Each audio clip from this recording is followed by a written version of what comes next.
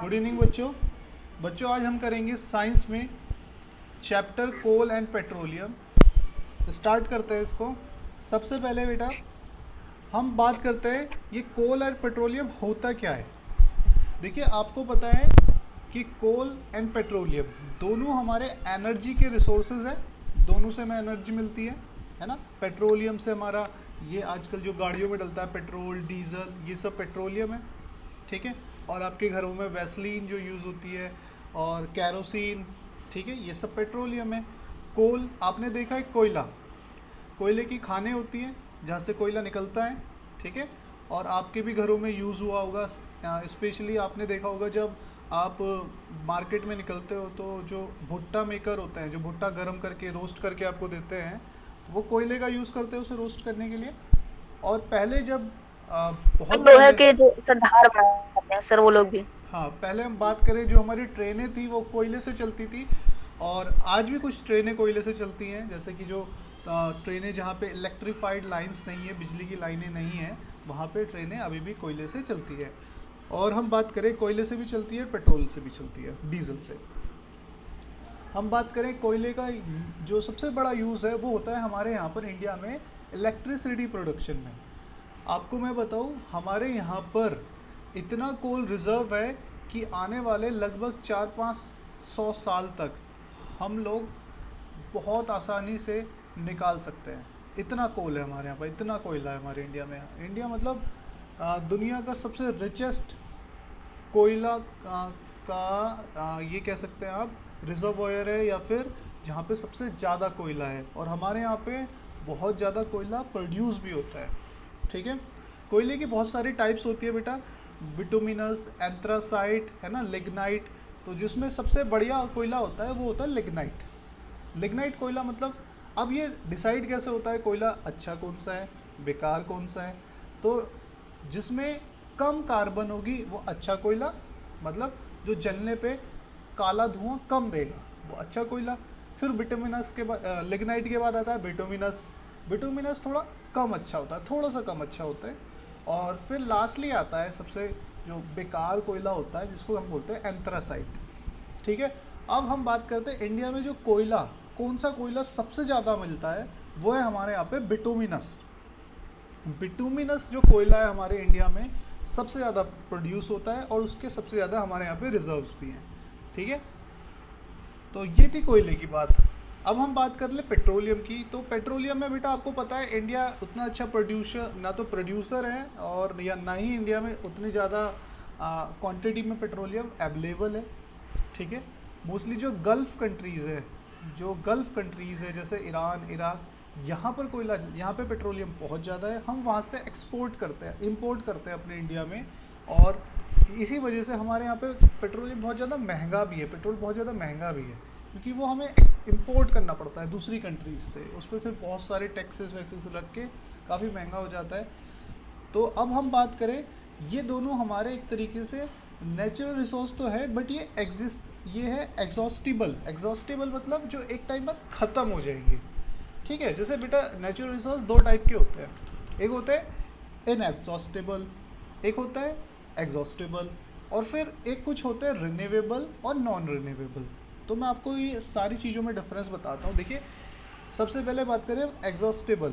Exhaustible जो होता है बेटा जो एक टाइम बाद ख़त्म हो जाएगा, जैसे कि कोयला, पेट्रोल, यूरेनियम, ठीक है, डीजल, कैरोसिन, ये सब चीज़ें एक टाइम बाद जाके ख़त्म हो जाएगी। जब हम इसका बहुत ज़्यादा यूज़ करते रहेंगे कि ख़त्म हो जाएगी, क्योंकि ये बहुत ही लिमिटेड क्वांटिटी में हमारी अर्थ पे अवेलेबल है। हमारी अर्थ पे पेट्रोलियम, कोयला और ये जितने भी फ्यूल्स हैं बहुत ही लिमिटेड क्वांटिटी में अवेलेबल हैं, ठीक है। कुछ टाइम बाद ये ख़त्म हो जाएंगे अगर हम इनको ऐसे लगातार यूज़ करते रहें, ठीक है।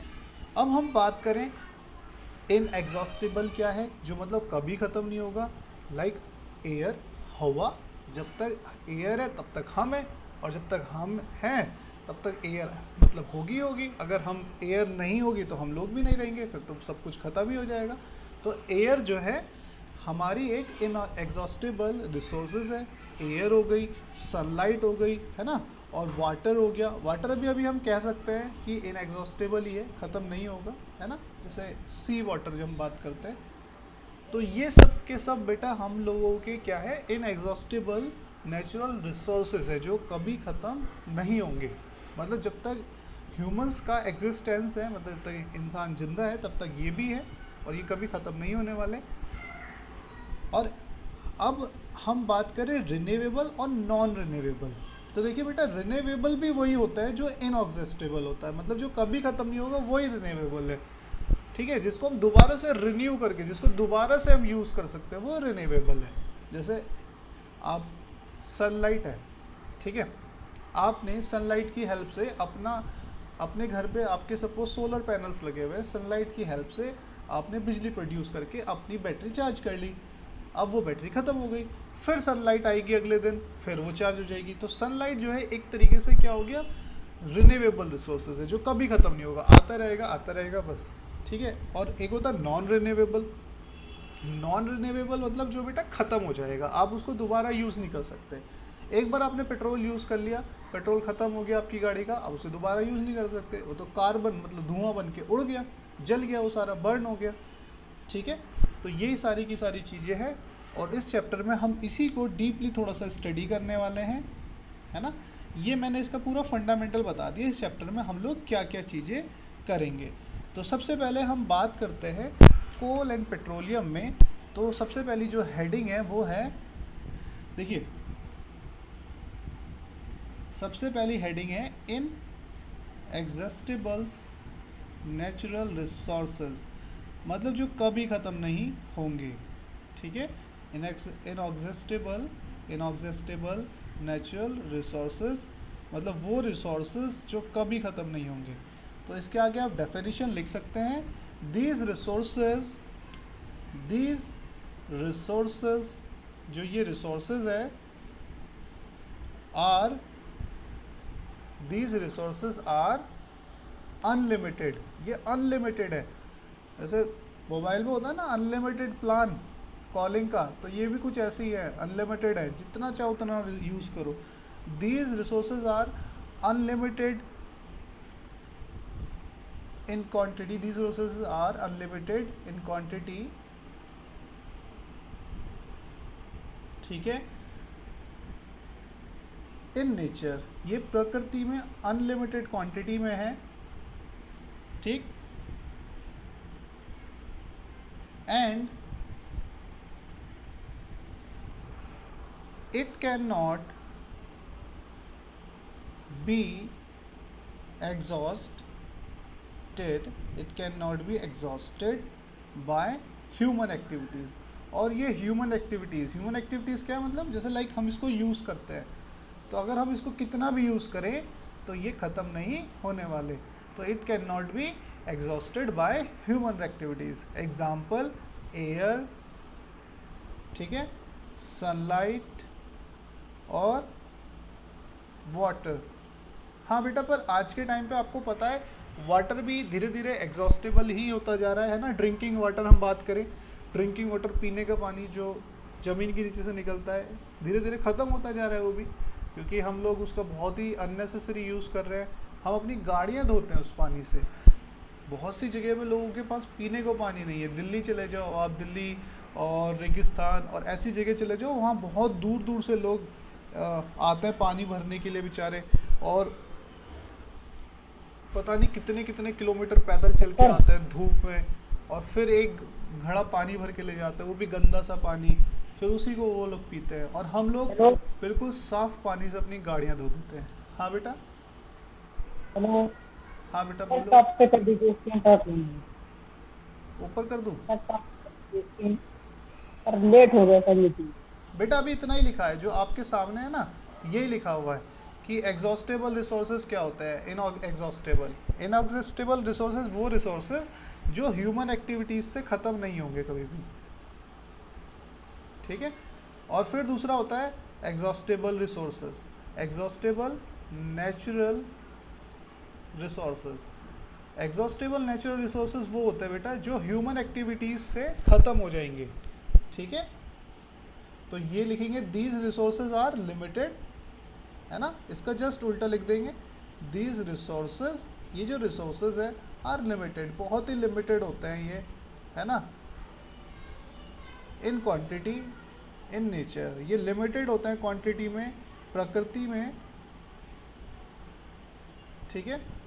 और अगर हम इसको ज़्यादा यूज़ करेंगे तो it can be exhaustive, it can be exhausted, ये ख़त्म हो जाएंगे, it can be exhausted by human activities, इंसानों के जो काम होते हैं या इंसानों की जो एक्टिविटीज़ होती है उसकी वजह से ये ख़त्म हो सकते हैं, जैसे कि कोल, है ना, कोयला, पेट्रोलियम, ठीक है, petroleum, natural gas, natural gas तो आपको पता ही होगा ना, हमारे यहाँ पे अर्थ से नेचुरल गैस भी निकलती है, जैसे आपके यहाँ पे एलपीजी यूज़ होती होगी सिलेंडर में, आपके लिक्विड पेट्रोलियम जो गैस होती है एलपीजी, जिसकी सर मिनट ऊपर का दिख, यस सर बस इतना, सर इतना ही पे हाँ, सर प्लीज। लिक्विड पेट्रोलियम जो गैस है एलपीजी बेटा, सर वो ऊपर। आपके घरों में जो यूज़ होती है खाना पकाने के लिए, वो भी लिमिटेड है।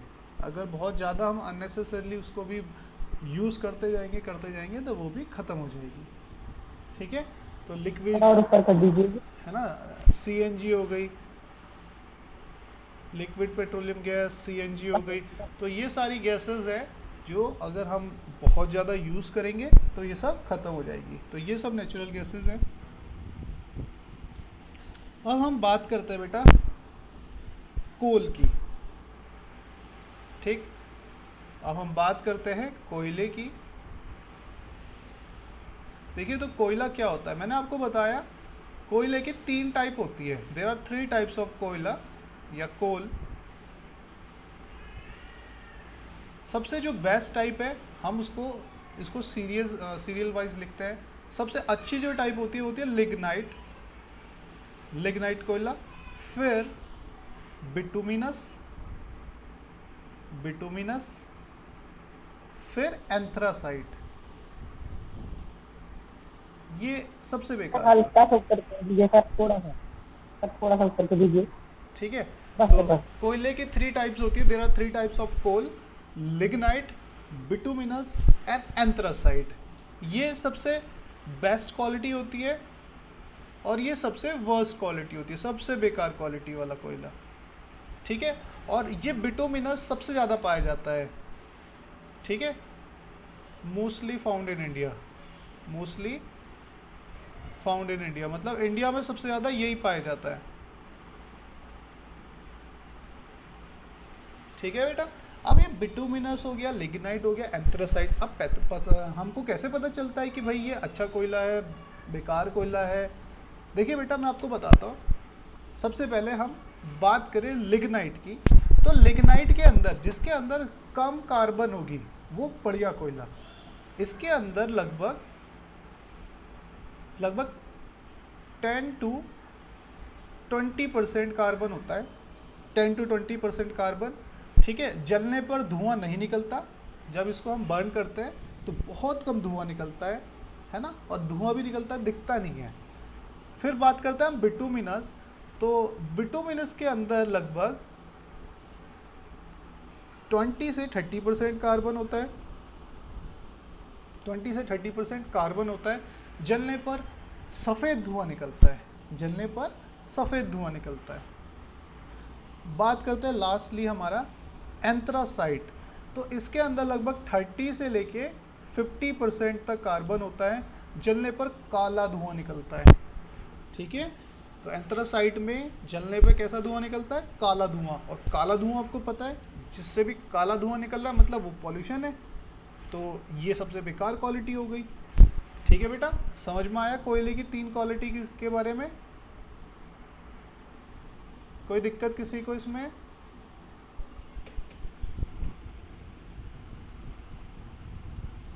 No sir.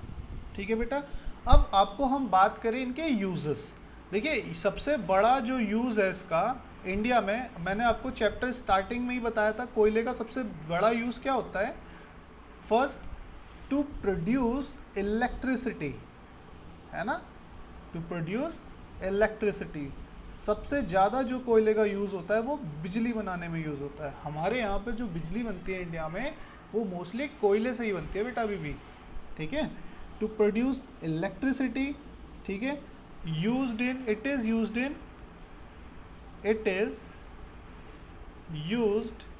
इन थर्मल पावर। थर्मल पावर मतलब वही हमारा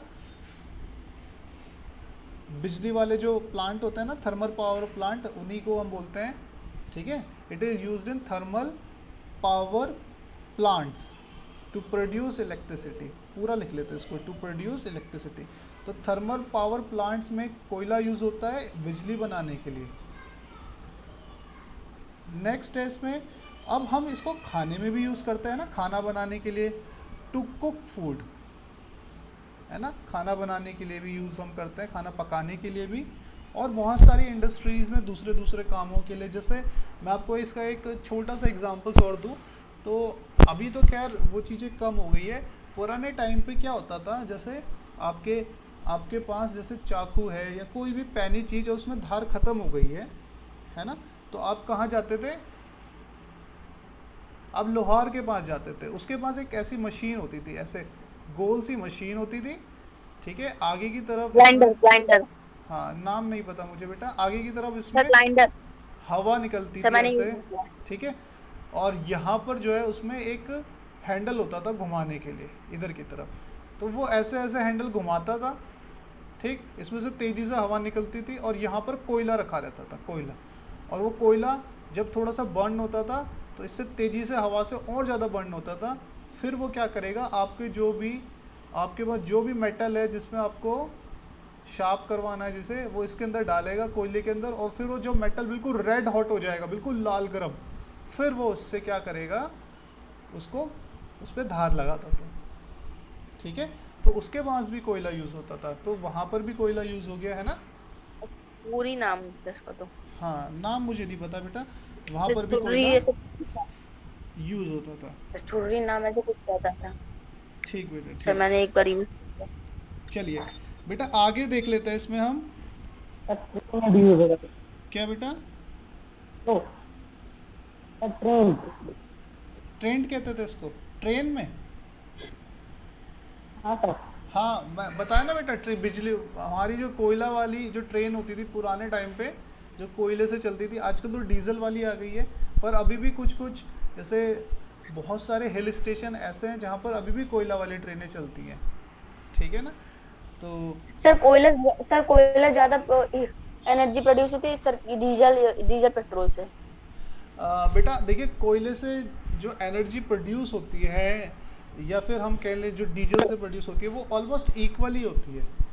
ठीक है, बस ये आप कह सकते हो कि जो डीजल से जो इलेक्ट्रिसिटी प्रोड्यूस होती है वो थोड़ी सी पॉल्यूटेड होती है और वो थोड़ी महंगी पड़ती है। ठीक है, क्योंकि सर डीजल की ना, हाँ, क्योंकि डीजल हमारे इंडिया में तो है ही नहीं। हमारे इंडिया में क्या है, कौन ज़्यादा मात्रा क्वांटिटी में मिलता है, कोल मिलता है, और हमें जो भी डीजल या पेट्रोलियम से निकलने वाले जो भी उसके दूसरे प्रोडक्ट्स हैं वो सारे के सारे हमें परचेज़ करने पड़ते हैं। ठीक है, हमें पेट्रोलियम पे लगभग हम पूरी तरीके से दूसरी कंट्रीज़ पे डिपेंड है, जबकि कोयला हमारी कंट्री में बहुत ज़्यादा होता है। तो इसलिए बेटा हम कोयले को प्रेफर करते हैं इलेक्ट्रिसिटी प्रोडक्शन में और ट्रेन्स में। और आपने देखा होगा आजकल तो जो इलेक्ट्रिक ट्रेनें हैं वो बहुत ज़्यादा यूज़ होने लगी है। पहले जो डीजल ट्रेनें चलती थी अब उनकी सबकी जगह ऑलमोस्ट इलेक्ट्रीफाइड ट्रेनों ने ले ली है, क्योंकि इलेक्ट्रिक वायर हर जगह बहुत ही ज़्यादा मात्रा में फैला दिए गए हैं, है ना। आपके अमेठी में भी जो है इलेक्ट्रीफाइड हो गई है ट्रेनें, आप देखते होंगे जो सारी सर सारी जो 15-16 ट्रेन रेलवे में सर, जो रेलवे स्टेशन है वहाँ पे सब इलेक्ट्रिक वायर्स लगे हुए होंगे। तो मोस्टली बेटा हमारे यहाँ पे अब इलेक्ट्रिक ट्रेनें ही यूज़ होने लगी है, डीजल ट्रेनें बहुत कम बची हैं। ठीक है, आने वाले सर टाइम पे टेस्ला हम भी देखेंगे। पूरे, सर गैरिजन में भी। हाँ बेटा, सर टेस्ला भी पूरी इलेक्ट्रिक पे ही बेस है उसकी गाड़ी। बिल्कुल बेटा बिल्कुल। तो अब हम बात इलॉन करते हैं मस्क की बेटा, पूरी फैक्ट्री, सारी बिल्कुल फैक्ट्री इलॉन मस्क की सर, उस पे इलेक्ट्रिसिटी सर बेस है। बिल्कुल बेटा, शाबाश। आपको पता है अंबानी की ये भी सर। कि टेस्ला एलोन मस्क की है? Yes sir. गुड बेटा गुड। अब देखिए सर वो बेटा, दुनिया के सबसे तीसरे अमीर इंसान है। हाँ सही बोले हो। और उनका क्या चल रहा है, सर एक और वो प्रोजेक्ट है उनको ना उनका। सर उनको अमीर बनाने वाली सबसे ज्यादा तेज। उनका एक प्रोजेक्ट भी तो है बेटा, स्पेस एक्स, जिसमें उन्होंने प्रॉमिस किया है, मार्स में, जिसमें उन्होंने प्रॉमिस किया है कि और मार्स पे लोग, हो। हाँ, स्पेस एक्स भी उनका एक प्रोजेक्ट है बेटा, जिसमें उन्होंने प्रॉमिस किया है कि लोगों को वो बहुत जल्दी और स्पेस मार्स, की ट्रैवलिंग कराएंगे। मतलब स्पेस, तो फिर पहले उन्होंने स्पेस सोचा में कि केवल सैटेलाइट। एस्ट्रोनॉट ही जाते थे, अब लोग भी आसानी से जाया करेंगे घूमने के लिए, स्पेस में घूमना हो यस जाए। सर। ठीक है, तो कौन कौन चल तो रहा है मेरे इन्होंने साथ? इलॉन मस्क ने देवेंद्र को भी ले क्या चलेंगे, सर? और किसको चलना है स्पेस में घूमने मेरे साथ? मुझे। गुड, चलिए सबको स्पेस में ले चलेंगे, और सारे के सारे इंजीनियर बन जाओ जल्दी से, फिर सब चलेंगे स्पेस में घूमने, अपना खुद का रॉकेट बनाएंगे। हेलो। चलिए बेटा आगे देखिए, बोला है इसमें कि ये जो कोल है, पेट्रोलियम है, ये नेचुरल गैस, ये कहाँ से आते हैं? ठीक है, ये सारी की सारी चीज़ें, कोल, पेट्रोलियम, नेचुरल गैस, ये सब आती कहाँ से हैं? इसको नोट में लिख लीजिए आप। ठीक है। इस एक्स की पूरी सर नाम पूरे दुनिया में बना लिया, और सर उन्होंने सभी तक वो जाकर के टेस्ला कंपनी को भी हम्म। उन्होंने खूब सपोर्ट किया सर। उसके बाद फिर वो दुनिया के सबसे तीसरे नंबर पे अमीर इंसान बन गए। गुड बेटा, अब देखिए बेटा ध्यान से सुनिए, मैंने कोल, उनकी यूट्यूब से निकाला जी। ठीक है, अब सुन लीजिए बेटा। देखिए फ्यूल, ये सब फ्यूल कहलाते हैं बेटा, जो भी एनर्जी प्रोड्यूस करते हैं सब फ्यूल। तो फ्यूल लाइक कोल, पेट्रोलियम, ठीक है, कोल, पेट्रोलियम, नेचुरल गैस, ठीक है, नेचुरल गैस, ये सारे के सारे हमें मिलते हैं फॉर्म्ड, मतलब ये बने हुए होते हैं फॉर्म्ड फ्रॉम, किससे? डेड, मरे हुए रिमेन्स ऑफ लिविंग ऑर्गेनिज्म। जितने भी मरे हुए लिविंग ऑर्गेनिज्म होते हैं, जो पहले जिंदा थे फिर मर के ज़मीन के नीचे दब गए थे, जिनको हम बोलते हैं फॉसिल्स, तो जो उनको तो मिलियंस ऑफ ईयर लग जाएंगे सर कोल बनने में। बहुत सालों से दबे हुए थे जो फॉसिल्स, उन्हीं से ये सब चीज़ें बनती हैं। तो इसलिए इन्हें these are also known as, इसीलिए इन्हें एक और नाम से भी जाना जाता है, these are all fossil fuel. Known as fossil fuel. Very good, इनको फॉसिल फ्यूल के नाम से भी जाना जाता है। These are also known as, या these are all known as fossil fuel. ठीक है बेटा, तो इनको सबको फॉसिल फ्यूल के नाम से भी जाना जाता है, क्योंकि ये फॉसिल से बनते हैं। फॉसिल मतलब जो लिविंग ऑर्गेनिज्म थे पहले, बहुत पहले जो जीव जंतु थे, पेड़ पौधे, जो मर के दब गए थे पर अर्थ के नीचे, बहुत सालों से दबे रहे, तो बहुत ज़्यादा हाई टेम्परेचर और बहुत ज़्यादा कंप्रेसर की वजह से, कंप्रेस होने हाई की वजह प्रेशर। से वो फ्यूल में कन्वर्ट हो। ठीक है, क्या हुआ था देखिए, मैं हाई आपको प्रेशर इसको फ्यूल। डायग्राम से समझा देता हूँ एक बार। देखिए बेटा, सर इसी जैसे, सर वही ऊपर वाले लाइन से प्लीज नोट की। ठीक है बेटा, देखिए क्या हुआ था, बस। जितने भी जीव जंतु थे बहुत साल पहले, जब आपको पता है अर्थ का एग्जिस्टेंस अभी का तो नहीं है ना, तो बहुत सारे जीव जंतु जो थे वो मर के, पेड़ के या पेड़ पौधे, ये वो किसके नीचे दब गए थे? अर्थ के नीचे दब गए थे, है ना। तो जैसे लाइक ये, और उसके बाद फिर उनके ऊपर से मिट्टी आती रही, पहाड़ आते रहे, और पहाड़ और पहाड़, फिर ये सारे के सारे दब के, जब ये सारे के सारे अर्थ के नीचे दब गए, तो क्या हुआ बेटा, जब इसके ऊपर चीज़ें आती रहेंगी और आएंगी और आएंगी, तो इन पे क्या बनेगा? एक प्रेशर बनेगा। ठीक है, दबे हुए हैं ना ये, तो इनके ऊपर क्या होगा? प्रेशर इंक्रीज होगा, पी इंक्रीज, प्रेशर इंक्रीज होगा। अब आपको पता है जो अर्थ के नीचे दबा हुआ है, वहाँ एक तो प्रेशर वहाँ पे बहुत ज़्यादा होता है, और जैसे जैसे हम अर्थ की कोर की तरफ को जाते हैं, नीचे की साइड को जाते हैं, तो वहाँ पे टेम्परेचर भी तो ज़्यादा होता है ना। प्रेशर ज़्यादा होगा, प्रेशर डायरेक्टली प्रोपोर्शनल टेम्परेचर के होता है, मतलब प्रेशर इंक्रीज होता है तो टेम्परेचर भी इंक्रीज होगा। तो हाई प्रेशर और हाई टेम्परेचर की वजह से ये सारे के सारे फॉसिल फ्यूल में कन्वर्ट हो गए, ये सब मेल्ट हो गए एक तरीके से, और ये सारे के सारे बन गए हमारे फॉसिल फ्यूल्स। ठीक है बेटा, तो ये था हमारा फॉसिल फ्यूल। ठीक है, किसी को कोई दिक्कत यहाँ तक?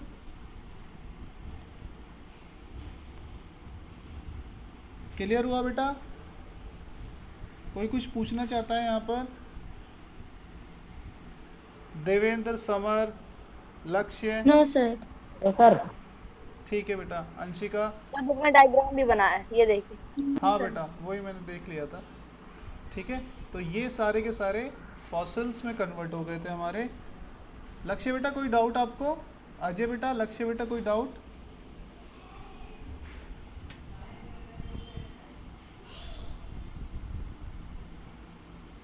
नो सर, मुझे तो नहीं है सर, उनका पता नहीं। ठीक है, अब हम कोल टॉपिक कर रहे थे, कोल टॉपिक में ही आगे देखिए बेटा। कोल Yes, टॉपिक sir. में हमने यूज के बारे में पढ़ा था, तो यहाँ पे लिख लीजिएगा कोल का एक और यूज। कोल इज प्रोसेस्ड, मतलब कोल जो है प्रोसेस किया जाता है फैक्ट्री में।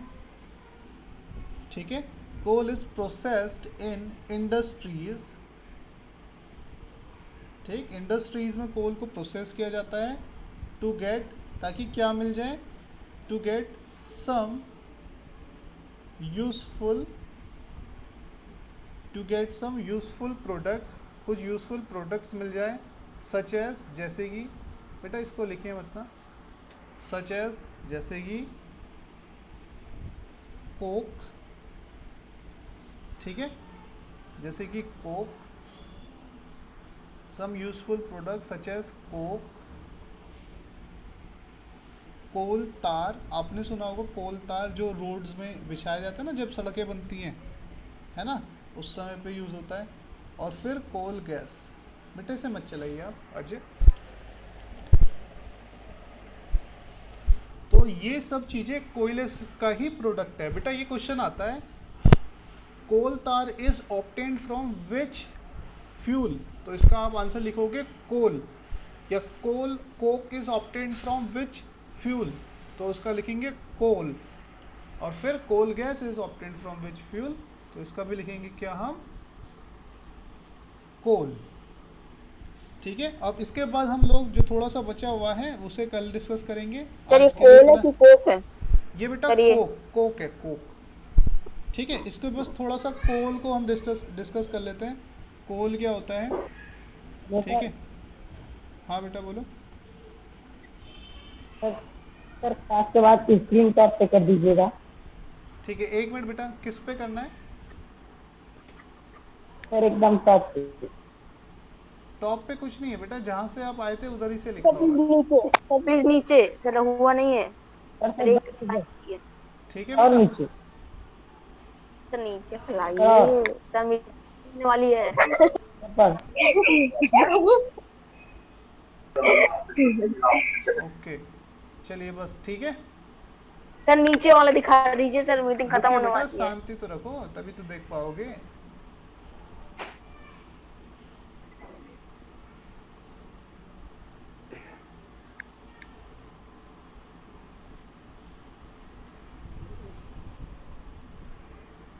ठीक है, तो अब हम कोलतार सर मीटिंग रिटर्न करनी है।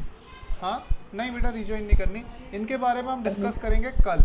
ठीक है, आज इतना ही रखते हैं, मिलते हैं कल। कल ओके, पेट्रोलियम, कोलतार और इन सब ओके, चीज़ों के सर। बारे में डिस्कस करेंगे। और जो भी बच्चे ने अभी तक मुझे होमवर्क नहीं भेजा है